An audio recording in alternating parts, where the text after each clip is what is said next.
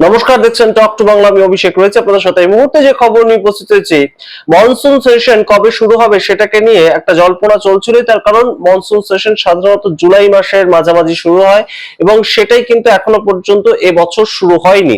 তো সেই জায়গা থেকে কবে শুরু হবে, সেই ডেটটা কবে আসতে পারে, সেই ধরনের একটা জল্পনা চলছিল। তার মধ্যেই গতকালই আমরা দেখতে পেয়েছি যে 20শে জুলাই ডেটটা কিন্তু দিয়ে দিয়েছেন পার্লামেন্ট অ্যাফেয়ার্স মন্ত্রী। তিনি একদম সরাসরি ডিক্লেয়ার করেছেন যে আগামী 20শে জুলাই থেকে 13ই আগস্ট পর্যন্ত মনসুন সেশন চলবে এবং অবশ্যই গুরুত্বপূর্ণ কিছু বিল সেখানে আনতে চলেছে সরকার, আপনারা সবাই জানেন। এবং সেই বিলগুলো শেষ পর্যন্ত পাস হবে কিনা সেটা নিয়ে যেমন অবশ্যই চর্চা একটা শুরু হয়েছে, ঠিক তেমন ভাবেই কিন্তু অবশ্যই এই মুহূর্তে মনসুন সেশনের সবচেয়ে গুরুত্বপূর্ণ আকর্ষণ যেটা থাকবে যে রাম মন্দিরের যে তহবিল তছরূপ, সেই অভিযোগটাতে বিরোধীরা কিন্তু এক কাট্টা হচ্ছে। এবং অবশ্যই আপনাদেরকে জানাই যে বিরোধীরা কিন্তু আবারও এই মনসুন সেশনের আগে আবারও একটা বৈঠক করবে, সেই জায়গাটাও কিন্তু তৈরি হয়েছে। অর্থাৎ ইন্ডিয়া অ্যালায়েন্সের বৈঠক হবে, যতজন বাকি রয়েছে তাদের মধ্যেই বৈঠক হবে। তৃণমূল কংগ্রেসও সেই বৈঠকে যাবে এবং অবশ্যই তার সঙ্গে একদম উদ্ধব ঠাকরের যে শিবসেনা তারাও এই বৈঠকে আসবে।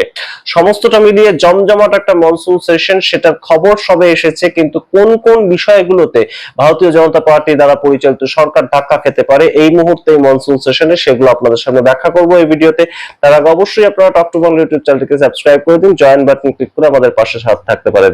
আপনাদেরকে জানাই এই মুহূর্তে যে বাদল অধিবেশনটা যেটা শুরু হচ্ছে সেটা অত্যন্ত গুরুত্বপূর্ণ। তার কারণ এই 20 জুলাই থেকে একদম 13ই আগস্ট পর্যন্ত প্রায় 3 সপ্তাহ ব্যাপী বাদল অধিবেশন চলবে। কিন্তু সেই 3 সপ্তাহ ব্যাপী বাদল অধিবেশন যেটা চলবে সেটাতে কিন্তু অবশ্যই সবচেয়ে গুরুত্বপূর্ণ যে জায়গাটা রাম মন্দিরের তহবিল তছরূপ, সেই জায়গাটাকে নিয়ে কিন্তু অবশ্যই বিরোধীরা এক কাট্টা হচ্ছে। এবং শুধু রাম মন্দিরের তহবিল তছরূপ তাই নয়, তার সঙ্গে আপনারা জানেন যে সারা দেশ জুড়ে বিভিন্ন জ্বলন্ত ইস্যু রয়েছে। তার মধ্যে অন্যতম এই মুহূর্তে কিন্তু নিট পেপার লিক ইস্যু হয়ে যাওয়ার পরবর্তীতে সিবিএসসি পরীক্ষার যে একদম রেজাল্ট, সেটাকে নিয়ে একটা সমস্যা তৈরি হওয়ার পরবর্তীতেও কেন এখনো পর্যন্ত দেশের শিক্ষামন্ত্রী ইস্তফা দিলেন না সেই জায়গাটা। এবং অবশ্যই আপনারা জানেন যে ককরোচ জনতা পার্টি তাদের অনশন লাগাতার চলছে এবং সেই প্রোটেস্টে কিন্তু অবশ্যই এর মধ্যেই আমরা দেখতে পেয়েছি বিভিন্ন বিরোধী পার্টি, যেগুলো তৃণমূল কংগ্রেস হতে পারে, সিপিআইএম হতে পারে, সিপিআই হতে পারে,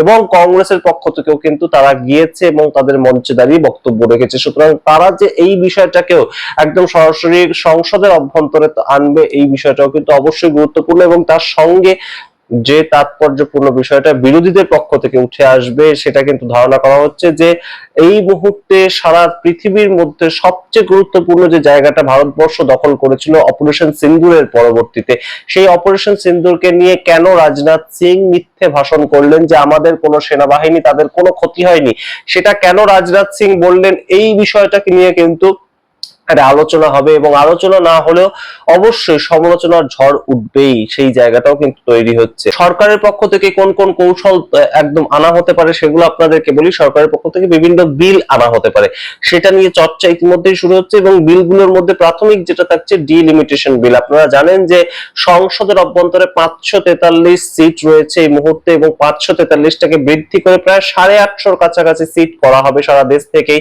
এবং প্রত্যেকটা রাজ্যের ক্ষেত্রেই যতগুলো করে লোকসভা আসন রয়েছে সেই লোকসভা আসনের 50% করে বাড়ানো হবে, সেই জায়গাটাও কিন্তু এই মুহূর্তে ডিলিমিটেশন বিলটা আনা হবে। এবং সেই ডিলিমিটেশন বিলটা আপনারা জানেন যে 2026 সালেই এপ্রিল মাসের 18 তারিখ একদম সরাসরি কিন্তু পড়ে গিয়েছে। তো সেই ডিলিমিটেশন বিলটাকে আবারও আনা হবে এবং মহিলা সংরক্ষণের নাম দিয়েই কিন্তু ডিলিমিটেশন বিলটাকে আনা হবে। এবং সেই বিলটা অবশ্যই ভারতীয় জনতা পার্টি চাইবে বা এনডিএ চাইবে এই মুহূর্তে পাশ করাতে, কিন্তু সেই পাশটা করাতে পারবে কিনা আমরা জানি না। কারণ 360 সংখ্যাটা লাগবে লোকসভায় পাশ করাতে গেলে, কারণ শুধুমাত্র রাজ্যসভায় মেজরিটি দিয়ে পাশ করলে তো কোনো বিল একদম সরাসরি আইনে প্রণয়ন হয় না। তো সেই ক্ষেত্রে 360 সংখ্যাটা লাগবে। এবং অন্যদিকে আপনারা জানেন যে ওয়ান নেশন ওয়ান ইলেকশন বহুদিন ধরে বিজেপির একটা টার্গেট, কিন্তু সেইটাকেও কিন্তু এইবার বিল হিসেবে আনা হবে। তেমন একটা প্রেক্ষাপট তৈরি হয়েছে। আরো কিছু বিলের কথা শোনা যাচ্ছে, সেগুলো সম্বন্ধে আমরা আরো পড়াশোনা করে আরো সিওরিটি নিয়ে তারপর আপনাদের সামনে জানাবো। শুধু শুধু একদম বলে কোনো লাভ নেই যে এই বিল আনা হতে পারে, ওই বিল আনা হতে পারে, কিন্তু অবশ্যই গুরুত্বপূর্ণ যে প্রেক্ষাপটটা সেটা কিন্তু এই দুটো বিল অন্তত এইবারে মনসুন সেশনে আনতে চলেছে ভারতীয় জনতা পার্টি, তেমন কিন্তু তারা প্রস্তুতি নিয়েছে অলরেডি। এবং ডিলিমিটেশন বিল এবং one nation one election bill, এই দুটোর মাধ্যমে যদি সম্পূর্ণ তারা পাশ করাতে পারে তাহলে কিন্তু অবশ্যই তাদের যে এতদিন ধরে লড়াইটা ছিল যে সাংসদ ভাঙিয়ে আনতে হবে, 20 জন সাংসদ এনসিপিআই তে চলে গেলেন, এনডিএ কে সাপোর্ট করলেন, 6 জন সাংসদ শিবসেনার সঙ্গে চলে গেলেন, অর্থাৎ একনাথ শিন্দে শিবসেনার সঙ্গে চলে গেলেন, তারা সাপোর্ট করছেন এনডিএ কে, সেগুলো আমরা যেমন দেখতে পেয়েছি। তার পাশাপাশি কিন্তু একটা ছবি উঠে আসছে যে এর পরবর্তীতেও কিন্তু 319-এ গিয়ে দাঁড়াচ্ছে সংখ্যাটা, 360 হচ্ছে না। তো সেই ক্ষেত্রে তারা কি করতে পারে আমরা দেখবো অবশ্যই। কিন্তু অবশ্যই গুরুত্বপূর্ণ যে জায়গাটা উঠে আসছে যে বিরোধীরা শেষ পর্যন্ত এই লড়াইটাকে নিজেদের দিকে ধরে রাখতে পারে কিনা, এইটা যদি তারা শেষ পর্যন্ত করতে পারে তাহলে অবশ্যই এই মুহূর্তে বিরোধীদের কিন্তু একটা বড়সড় জয় ঘটবে। এবং তার সঙ্গে আপনারা জানেন যে ওয়ান নেশন ওয়ান ইলেকশন, সেই জায়গাটা যদি তৈরি হয় তাহলে কিন্তু বিরোধীদের যেটা বক্তব্য সেটা হচ্ছে যে ওয়ান নেশন ওয়ান ইলেকশন যদি হয় তাহলে পাশাপাশি দুটো ব্যালট বাক্স থাকবে, পাশাপাশি দুটো ইভিএম মেশিন থাকবে, এবং মানুষ একটা ইভিএম মেশিনে লোকসভা ভোট দেবেন, একটা ইভিএম মেশিনে বিধানসভা ভোট দেবেন। কিন্তু তাদের যেটা বক্তব্য যে বিধানসভায় অনেক সময় দেখা যায় যে একই মানুষ বিধানসভায় একটা পার্টিকে ভোট দিচ্ছেন, লোকসভায় আরেকটা পার্টিকে ভোট দিচ্ছেন, দেশের নিরিখে যেহেতু ভোটটা হচ্ছে। কিন্তু লোকসভায় দেশের নিরিখে ভোট দিতে গিয়ে তার প্রভাবটা কোথাও গিয়ে একদম বিধানসভায় পড়ে যেতে পারে, সেই জায়গাটাও কিন্তু অবশ্যই বিরোধীরা বিরোধিতা করছে। ওই জন্যই যে ওয়ান নেশন ওয়ান ইলেকশন এটা করা যাবে না, এবং সেটা যদি করা হয় তাহলে 2029 সাল থেকেই বহু রাজ্যে কিন্তু যেখানে 2.5 বছরের কম সরকার টিকে রয়েছে সেই রাজ্যগুলোতে কিন্তু আবারও ইলেকশন শুরু হবে। এবং একদম 2029 সালে লোকসভা ইলেকশনের সঙ্গে বিভিন্ন রাজ্যে কিন্তু এইভাবেই ভোট হবে, এবং সম্পূর্ণ প্রসিডিওরটা শেষ করতে 2034-এর মধ্যে কিন্তু সমস্ত রাজ্যে 2034-এ আমরা হয়তো দেখতে পারি যে একদম পাশাপাশি দুটো ব্যালট বাক্স বা পাশাপাশি দুটো ইভিএম মেশিনে ভোট হচ্ছে লোকসভা এবং বিধানসভার জন্য পশ্চিমবঙ্গের ক্ষেত্রে। সেই জায়গাটা কিন্তু এই বিল পাস করার মাধ্যমে হবে।